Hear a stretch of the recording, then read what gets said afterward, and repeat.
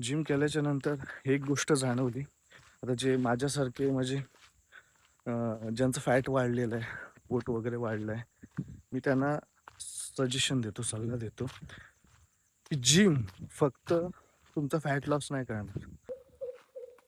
तर रामकृष्ण हरी. नमस्कार मित्रांनो. आजच्या एका नवीन ब्लॉगमध्ये तुमचं स्वागत आहे. तर ब्लॉग सुरू का केला ते सांगतो. त्याआधी मी माझी ओळख सांगतो. काही जण मला ओळखतच असतील आणि जे माझे नवीन सबस्क्रायबर आहेत त्यांचं स्वागत. यूट्यूबला मला सबस्क्राईब करून त्यांनी खूप प्रेम दाखवलं आहे. जे माझे नवीन सबस्क्रायबर आहेत त्यांच्यामुळे माझ्या चॅनल हळूहळू ग्रोथ होत चालले. तर मी माझी ओळख करतो. माझं नाव श्रावण मिरगळ. मी एक कीर्तनकार आहे, एक छोटासा कलाकार आहे, आर्टिस्ट आहे, ॲक्टर आहे. मी सांगत होतो ब्लॉग बनवण्याचं कारण. दिवसेंदिवस मी खूप आळशी झालो होतो. सकाळी लवकर उठत नव्हतो. माझं जॉबचं कारण वगैरे, नाईट ड्युटी वगैरे, तर त्याची मला एक सवय लागली होती.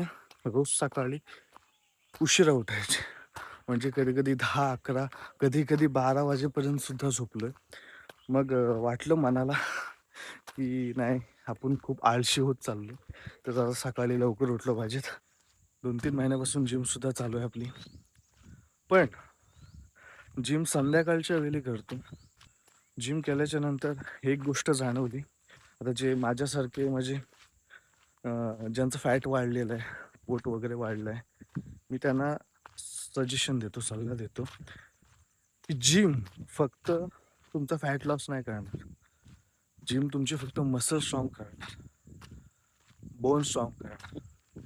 पण जर तुम्हाला फॅट घालवायचा असेल, तर तुम्हाला रनिंगच करायला पाहिजे, वॉकिंग केली पाहिजे, कार्डिओज केले पाहिजेत. तर हा माझा एक सल्ला आहे.